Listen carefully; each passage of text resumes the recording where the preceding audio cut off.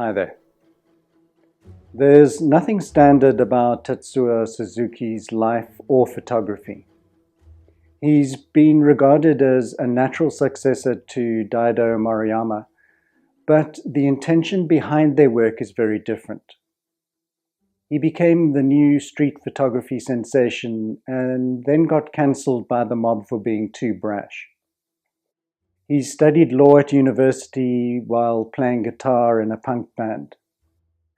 Suzuki spent 25 years working in the sales department of the Japanese multinational Fujitsu and only picked up a camera at the age of 43.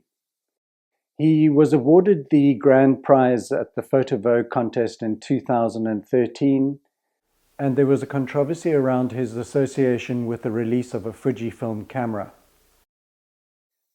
We should probably deal with his cancellation at this early stage of the video, because I think it largely involved bad timing and probably a bit of overacting. In 2020, Fuji asked Suzuki to be part of their ad campaign for the release of the X100V camera. During the filming, Suzuki possibly overdid it and came across as very aggressive with his subjects. Videoing someone taking photographs is always an unnatural process, and all his action scenes would have been at least partially staged. So he was probably trying to give the camera crew what they needed for an effective edit. The whole event happened at the end of COVID, when outrage culture was at its most intense.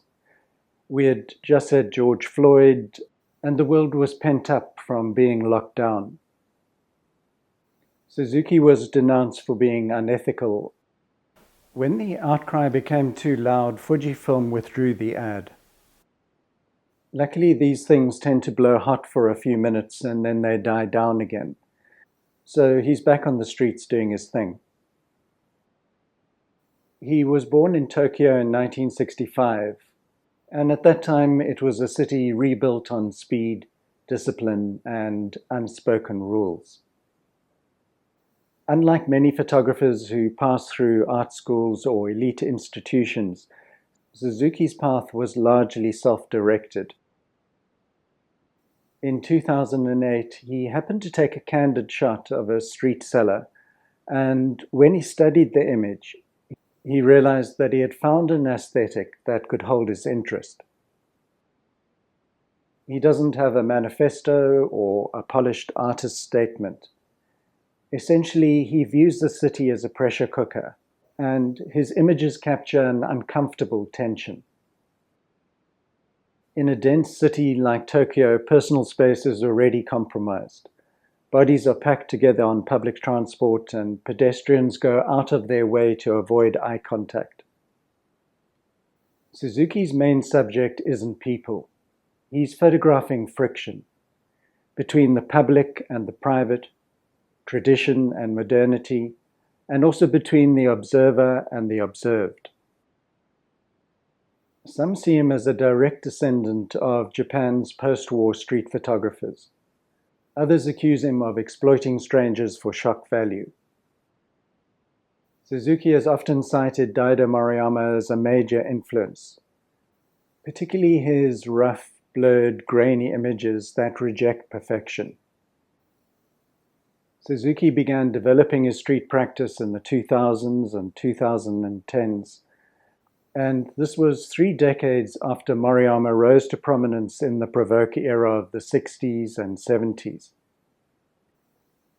Suzuki has mentioned in interviews that he has studied Moriyama's work closely, looking at his photo books, exhibitions, and zines. He's assimilated aspects of the Provoke visual language, maintaining the raw, high-contrast look, and also embracing the idea that urban environments can be viewed as psychological spaces. At other times, he's also said that his other big influences were Robert Frank, William Klein, and Josef Kadelka. Moriyama's photographs make one feel that he's wandering through the city in a dream state. It's as if he's just passing through the spaces, as he seeks out traces of memory and melancholy. Even though his images describe a fragmented environment, they do so in a quiet manner. He remains introspective and to a degree detached. Suzuki is the opposite. His practice is a confrontation with the city. He crashes through the street, provoking a response, as if demanding that people wake up out of their socialized stupor. His aim isn't the pursuit of beauty, but the exposure of tension. One can question what right does he have to demand anything of anyone else, but he only captures a millisecond of their presence and then he moves on. He's taken Robert Kappa's famous quote to heart: "If your pictures aren't good enough, you aren't close enough." He works like a combatant, getting in very close with his 35mm lens and then quickly moving on to the next scene. It's almost as if he's joining the frenetic pace of the city, but he alone is remaining awake and observational. His pictures feel unfinished and volatile, like frames torn from surveillance footage. Faces are often fiercely cropped and bodies become fractured by motion blur. It isn't chaos for chaos' sake, though. The overall emotional impact of seeing a collection of his photographs is discomfort, because we as viewers realize that he's capturing the isolation that we feel while we navigate the street. As an aside, when he was asked what does art mean to him, he said, "I don't know anything about art." The public space has never been neutral ground. We just try act as if it is. We are constantly being tested by power plays and intrusions, and this is why anxiety mounts. Suzuki's compositions often capture the exact moment when his subject's mask slips, when fatigue, irritation, or vulnerability surfaces. In 2017, Suzuki formed the collective VoidTokyo, out of a growing sense of urgency and frustration with both the photographic establishment and the increasingly sanitized image of contemporary Tokyo. The process of forming this collective was strongly influenced by the Provoke legacy. He did, however, recognize that the social conditions that shape Provoke no longer existed in the same way. Tokyo changed, and he felt that street photography needed to change with it. VoidTokyo emerged as a response to the new urban reality. On a personal level, Suzuki was motivated by isolation. Street photography is often a solitary pursuit, and VoidTokyo offered him an opportunity to work with other photographers and to share ideas and creative energy. 普段絶対こういうとこ来ないんだけど、リータロウ君の時だけ。あ、そう。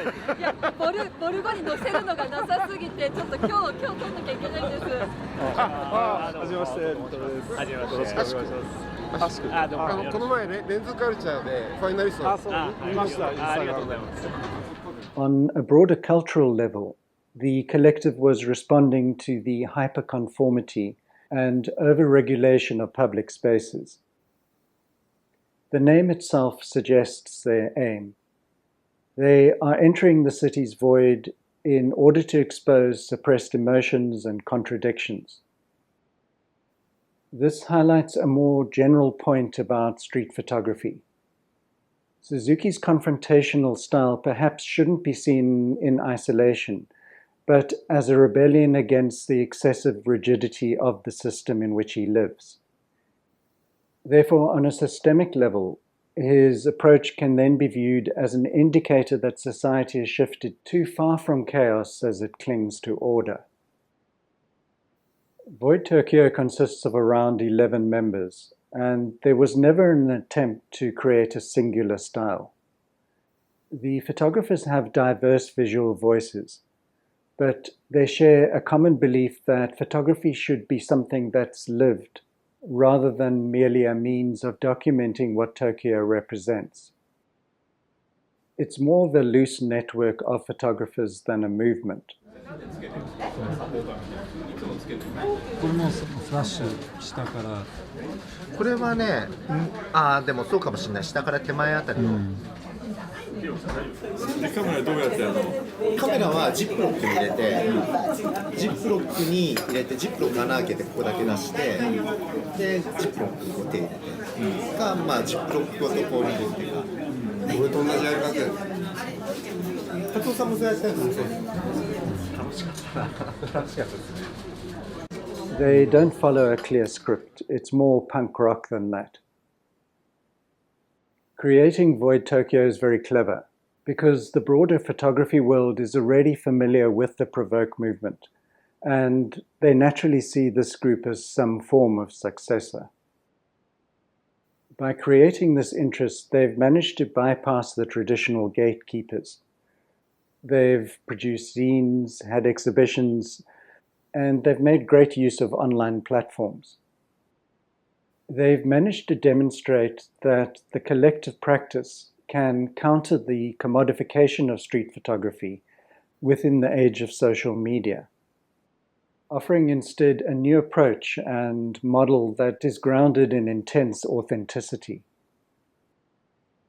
I think that these types of guerrilla tactics or New World strategies are a great way to breathe new life into a stagnant photography/art world. They've published 10 editions of their street zine, and these volumes have already become collector's items. Tying exhibitions to the release of individual zines has created hype and interest. When Volume 9 was released, they launched a group exhibition called Intersections. Suzuki's own book, Friction, Tokyo Street, is his most significant and widely circulated photo book. It was published after he won the Steidl Book Award Japan, and it brought him international attention. I'm going to run some images from this book at the end of the video, but thanks for staying with me, and I hope you enjoyed his work. See you next time.